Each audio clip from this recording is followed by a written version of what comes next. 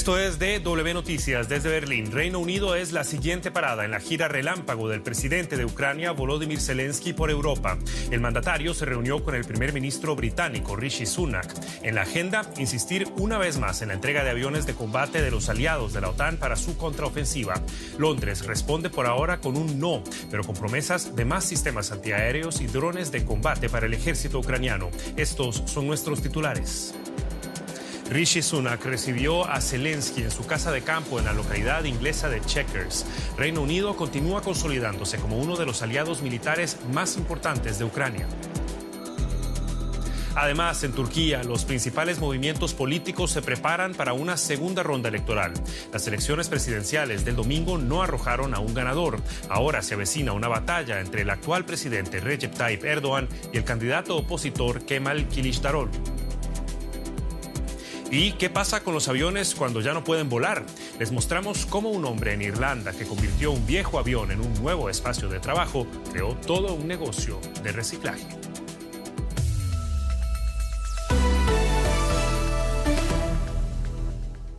Los saluda Javier Arguedas. Gracias por informarse con nosotros. El primer ministro británico Rishi Sunak prometió este lunes enviar drones de combate y cientos de misiles a Ucrania en la última de nuevas señales de un mayor respaldo militar de los aliados de la OTAN al ejército ucraniano. Sunak hizo esta promesa después de la visita al Reino Unido del presidente de Ucrania, Volodymyr Zelensky, en su gira relámpago por Europa. Aunque el líder británico no se comprometió a enviar aviones de combate, como lo pide el presidente ucraniano, el armamento brinda apoyo a la contraofensiva prevista por Kiev. En Moscú, el anuncio de nuevas ayudas generó críticas del Kremlin. Un vocero del gobierno aseguró que las armas no cambiarán el transcurso de lo que llaman su operación militar especial y que solo llevarán más destrucción a Ucrania. Otra visita fugaz del presidente ucraniano. Tras un fin de semana de reuniones con líderes europeos, Volodymyr Zelensky aterrizó en el Reino Unido para reunirse con el primer ministro Rishi Sunak. Sunak recibió a Zelensky en su residencia en el campo.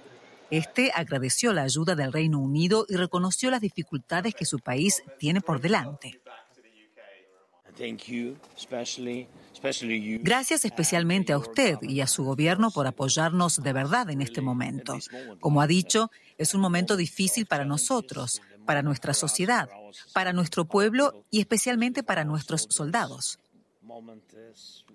Pero necesitamos ganar y por eso estamos preparando medidas contraofensivas muy importantes.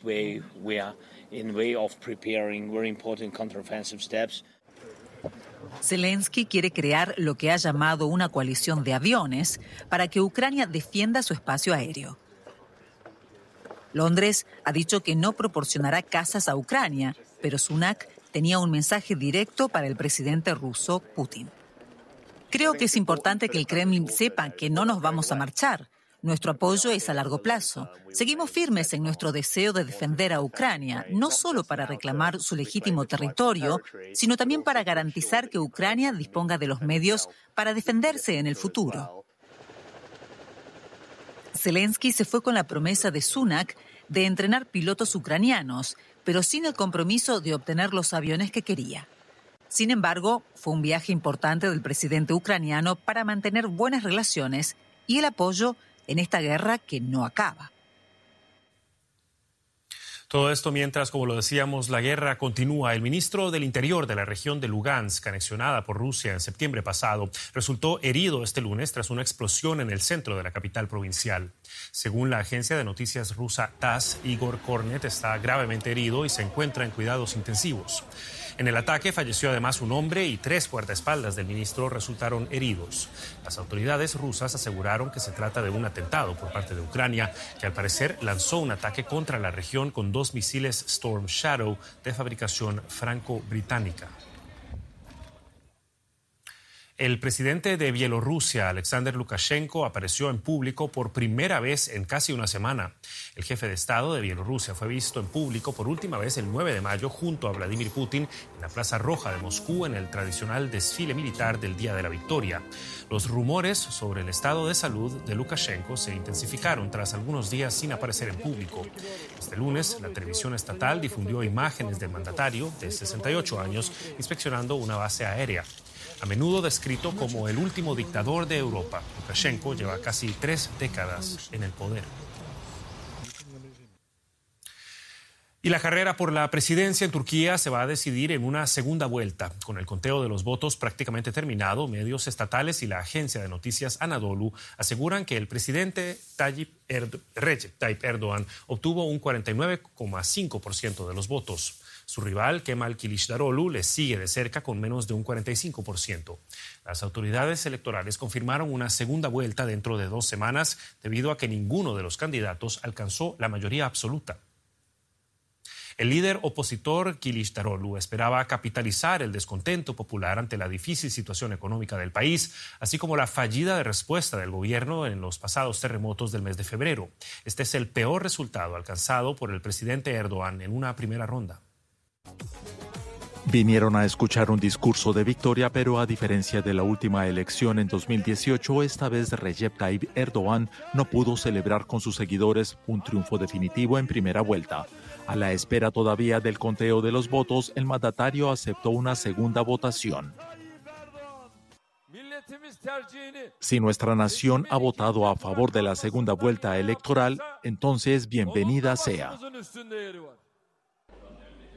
Su rival para la segunda ronda, Kemal Kılıçdaroğlu, también dijo estar listo para otra votación. Si nuestra nación quiere segunda vuelta, lo aceptamos con gusto. Con toda seguridad ganaremos la segunda vuelta. Todo el mundo lo verá.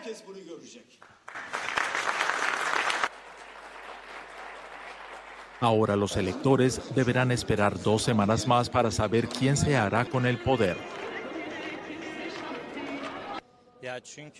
Últimamente el país ha estado luchando. Un cambio de gobierno lo sacudiría todavía más. Por eso ambos candidatos son problemáticos para mí. Por eso no puedo decir que voté con convicción. Era obvio que esto iría a segunda vuelta y eso es lo que está pasando. Nadie está sorprendido. Ahora solo nos queda esperar. Estoy triste. Este no debió haber sido el resultado. Aún con leve ventaja, esta elección ha sido una de las pruebas más duras para Erdogan. Y la segunda vuelta promete ser una lucha cuesta arriba contra Kılıçdaroğlu. Turquía es, como sabemos, un peso pesado, regional, sobre todo. Andrés Blumenthal está con nosotros y la economía, porque los mercados financieros también siguen de cerca las elecciones. ¿Qué tal, Javier? Sí, los mercados acusaron recibo de este inesperado, hasta cierto punto, resultado electoral y no fue positivo. En Turquía, la bolsa de Estambul registró pérdidas fuertes. La lira cayó hasta su nivel más bajo desde el mes de marzo, después de que se confirmara que Recep Tayyip Erdogan no logró la victoria definitiva en primera vuelta de este domingo, pero su rival no alcanzó el resultado esperado. Los mercados están a la expectativa de lo que va a ocurrir en el balotaje del 28 de mayo. La moneda turca ha estado perdiendo valor desde el verano europeo pasado. Analistas señalan que el Banco Central turco mantiene artificialmente el tipo de cambio, aplicando restricciones a la compra de divisas. Y ampliamos ahora el impacto económico de las elecciones en Turquía con nuestro colega José David Navarro en la bolsa de Frankfurt. José, la bolsa de Estambul cae más de 5%. ¿Qué interpretación hacen los mercados de estos resultados de las elecciones en Turquía? ¿Qué cambio esperarían si gana el candidato opositor? ¿Por qué esta importante caída de la bolsa después de los resultados? Hola Andrés, ¿qué tal? Pues cierto pesimismo, ¿no?, entre los inversores, según la lectura que hacen la mayoría de los analistas que comentan hoy, porque después de las expectativas de la semana pasada, que se reflejaron precisamente en un aumento de los principales indicadores económicos de Turquía y, por supuesto, de la bolsa, ante la expectativa, efectivamente, de que Kılıçdaroğlu pudiese llevar una ventaja respecto a Erdogan, hemos visto todo lo contrario. Resultados, como adelantabais, reñidos, pero una cierta ventaja de Erdogan que hace pensar en que si gana la segunda vuelta el próximo 28 de mayo va a continuar con su política económica, que independientemente de las opiniones, los resultados a la vista indican que está generando problemas económicos con una crisis financiera, salida de capitales, depreciación de la lira turca. Kılıçdaroğlu, el principal opositor, ¿no?, a Erdogan representa una mayor independencia del Banco Central y ortodoxia de la política monetaria, Andrés. Eso significa, en palabras claras, lo que estamos viendo en la mayoría de las economías internacionales hoy en día, es decir, subir las tasas de interés cuando la inflación está subiendo. Aún así, Andrés, hay que recordar que en el caso de que el 28 de mayo ganase o perdiese las elecciones Erdogan, los analistas apuntan a que tampoco significaría un fin inmediato de los problemas económicos de Turquía. Habría que aplicar medidas que serían dolorosas, Andrés, en el corto plazo. José, el papel geopolítico de Turquía es bastante importante, por mencionar un factor, es el miembro díscolo de la OTAN, del que a menudo depende el consenso imprescindible para que la alianza tome acciones concretas. Ahora, hablando de mercados, José, ¿se puede hablar de riesgos fuera de Turquía? Hay muchos actores con alta exposición en este país, ¿verdad? Sí, hay actores bancarios. Por ejemplo, el BBVA es la entidad española que está más expuesta probablemente del mercado europeo. Esta entidad española tiene el 13% de sus ingresos netos del mercado turco. Hoy la veíamos que caía en la bolsa y arrastraba, de hecho, a la bolsa de Madrid. Pero lo que nos dice la experiencia, por lo que hemos visto en otros momentos de crisis con la lira turca, antes y después del coronavirus o de la pandemia, es que los impactos, sobre todo, claro, en las economías más avanzadas, son limitados, precisamente, Andrés, porque la crisis económica ha hecho que mucho capital e inversión extranjera haya decidido salir para protegerse. José David Navarro en la Bolsa de Frankfurt, gracias, hasta cualquier momento.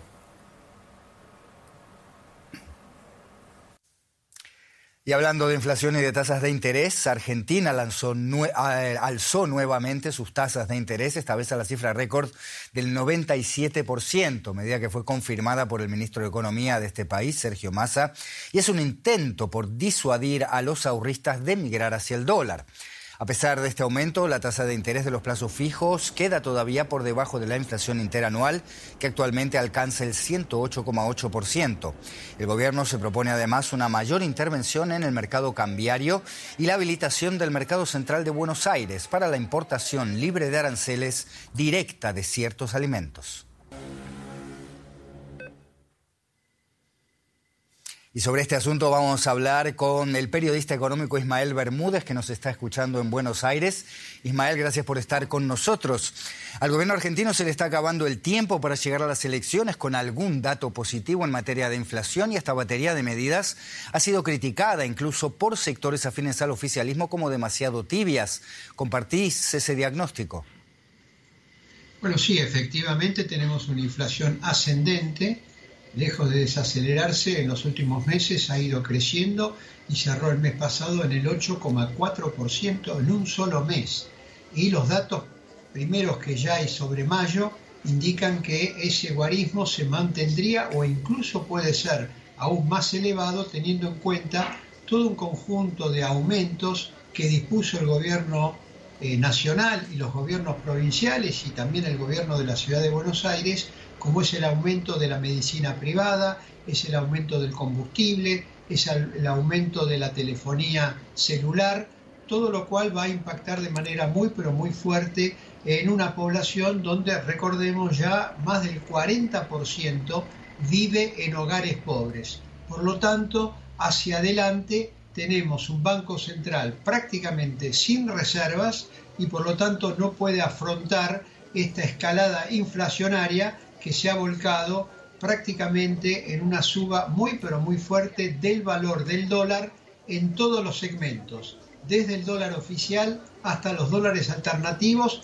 y también los dólares no oficiales, lo que aquí se denomina el dólar blue, que tiene una brecha de más del 100% con el dólar oficial.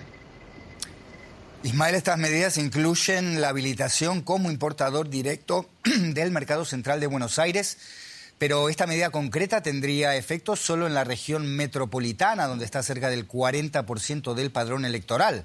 ¿Hay una estrategia política detrás de esta decisión o no se podía llegar más lejos? Bueno, no, hay que ver si efectivamente se puede aplicar esta misma medida para la región metropolitana. ¿Por qué motivo? Por lo que expliqué anteriormente. El Banco Central no tiene reservas y por lo tanto está tomando medidas y ha tomado medidas de postergar la importación prácticamente en muchos renglones los pagos de importación están detenidos porque efectivamente no hay posibilidad de afrontar esos pagos y eso está perjudicando muchas líneas de producción.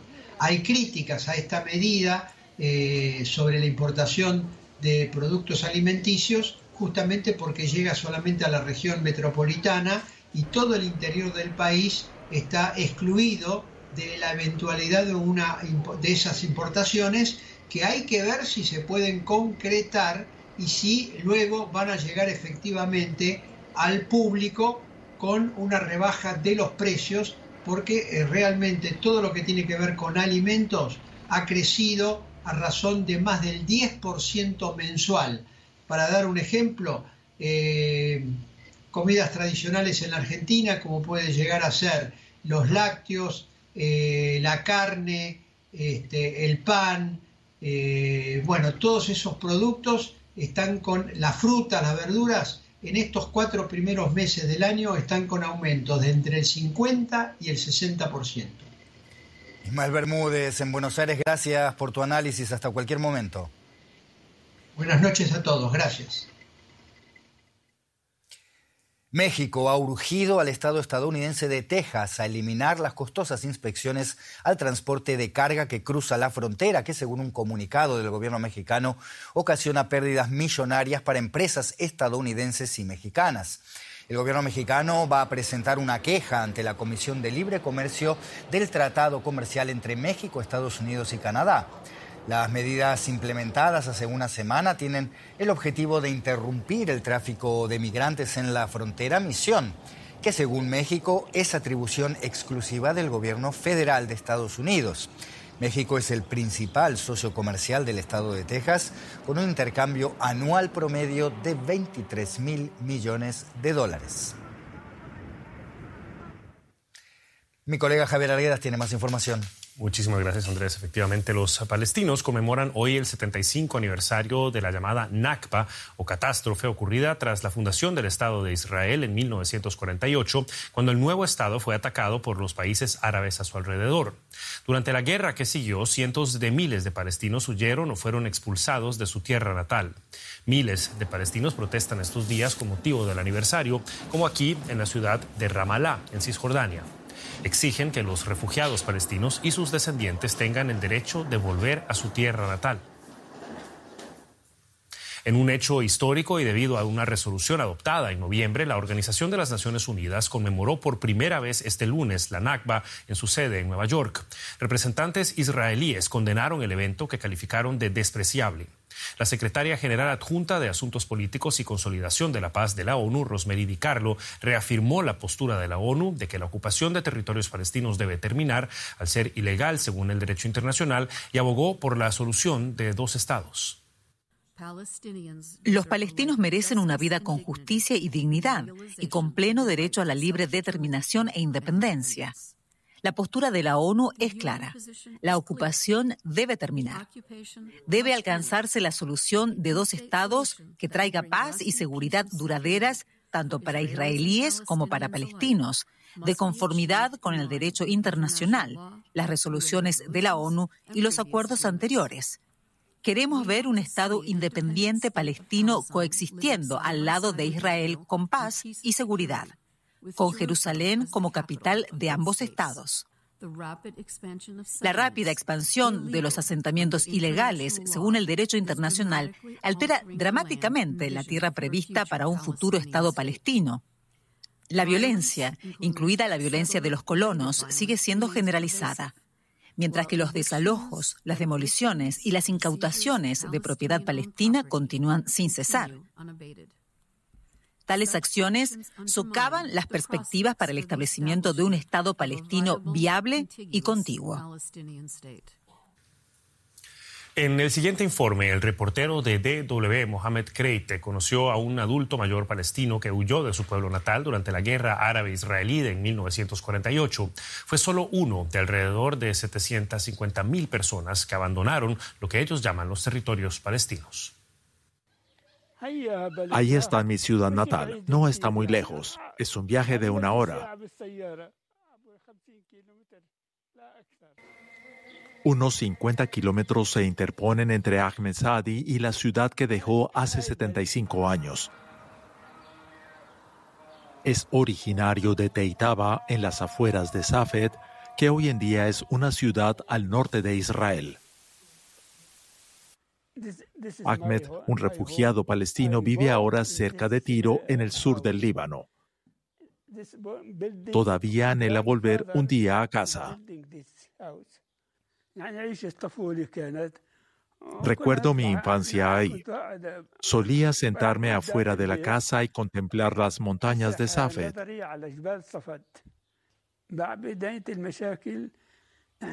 Cuando comenzó la guerra y salíamos del pueblo, los ancianos nos dijeron que estaríamos fuera por unos 15 días como máximo y luego volveríamos a casa.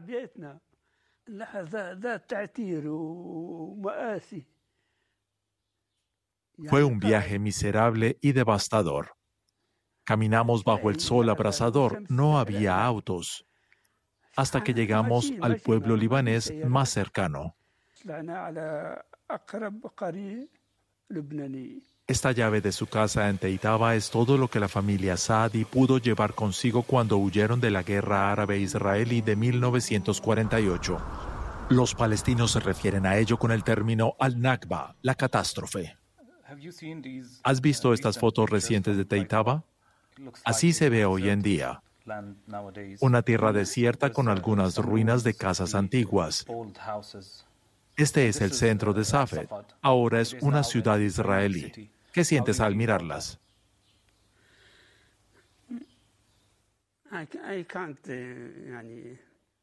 No tengo palabras.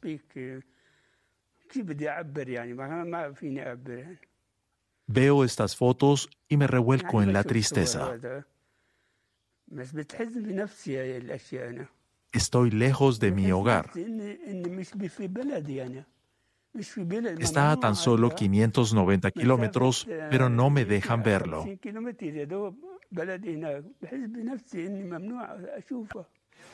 Casi 500.000 personas en el Líbano están registradas oficialmente en la Agencia de Obras Públicas y de Socorro de Naciones Unidas para los refugiados en Palestina. Sin embargo, más de la mitad residen en el Líbano, sin acceso a los principales servicios públicos, sin derecho a trabajar. Muchos decidieron emigrar. Ali Saadi asegura que generaciones de refugiados palestinos nacidos y criados en el Líbano se sienten de segunda clase. No tenemos derechos en el Líbano, nada. Incluso la casa que construimos no es nuestra. No podemos poseerla. En cualquier otro país, los refugiados reciben apoyo, y no al revés. La situación en el Líbano es diferente a la de cualquier otro lugar del mundo. Ahmed asegura que en el Líbano nunca se ha sentido en casa, incluso después de vivir la mayor parte de su vida. Su familia está convencida de que su hogar sigue siendo Teitaba y de que volver ahí es cuestión de tiempo. Bien, pasamos a un tema que les adelantábamos en nuestros titulares. Todos los años, cientos de aviones que cumplen su ciclo de vida se desmantelan, pero un negocio irlandés se dedica a su reciclaje de una manera muy peculiar. Todo comenzó cuando un empresario transformó la cabina de un avión de 5 metros en una oficina, documentando el reciclaje en Internet. El trabajo tuvo tanto éxito en las redes sociales que decidió convertirlo en un negocio y ahora sus cabinas reformadas se ven por todas partes. La costa oeste de Irlanda es bien conocida por sus temporales impredecibles. Un minuto sale el sol y de pronto comienza a llover. Quien quiera disfrutar de las olas debe abrigarse bien, o bien refugiarse en algo tan curioso como un avión reciclado. A nuestros clientes les encanta. Aman estar sentados aquí mirando al mar, observar a los surfistas, nadar, gozar de la comodidad de este refugio. El Hotel Sandhouse, en la ciudad irlandesa de Donegal, es propietario de 2 antiguas cabinas de aviones. Cuando vives junto al mar, todo se oxida. Las ventanas, las puertas, los dormitorios, realmente todo. Hasta ahora esto ha sido genial. No necesita mantenimiento, no hay óxido. Han sido una muy buena inversión. Existen cementerios de aviones por todo el mundo, como aquí en la ciudad española de Teruel. La Asociación Internacional de Transporte Aéreo calcula que cerca de 700 aviones quedan fuera de servicio cada año y la cifra aumenta. así que reciclarlos es cada vez más importante. Shane Thornton y Kevin Regan son los fundadores de Aeropods. Tuvieron la idea de reciclar los aviones hace 2 años. Desde entonces han convertido más de 30 aviones en cobertizos de jardín, oficinas móviles y casitas de vacaciones. Un Aeropod cuesta entre 20.000 y 45.000 euros, dependiendo del tamaño y sus características.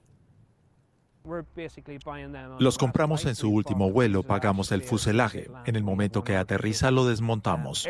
Todo lo demás es reciclado y las piezas se envían para su aprovechamiento a todo el mundo.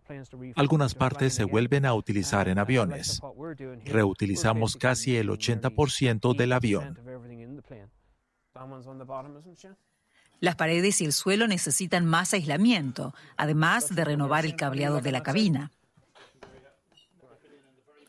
El startup termina una pequeña casita en 2 o 3 semanas, con cuarto de baño y cocina. Las casitas pequeñas están de moda en Estados Unidos y también aquí en Irlanda cada vez hay más gente interesada. Muchos ya no quieren construir casas grandes como las de antes, sobre todo por el aumento del coste de la calefacción. Por eso estos 2 irlandeses quieren llevar su negocio al continente europeo. También aquí aumentan los costes de calefacción. Y en muchas costas, el mar puede ser bastante agitado. Pasamos a los deportes. En Brasil abrió al público el mausoleo de Pelé. Los aficionados del astro brasileño podrán visitar el lugar donde reposan sus restos, un cementerio vertical situado en la ciudad de Santos, en cuyo club hizo historia como delantero. El lugar es una réplica de un estadio, tiene césped sintético en el suelo y fotografías de aficionados en las paredes. La tumba del rey del fútbol se encuentra en el centro de la sala. También se exhiben las 3 camisetas que cambiaron para siempre la vida de Edson Arantes do Nascimento, la del Santos, donde jugó 19 temporadas, la del New York Cosmos y la de la selección brasileña, donde forjó su leyenda gracias a los 3 mundiales conquistados.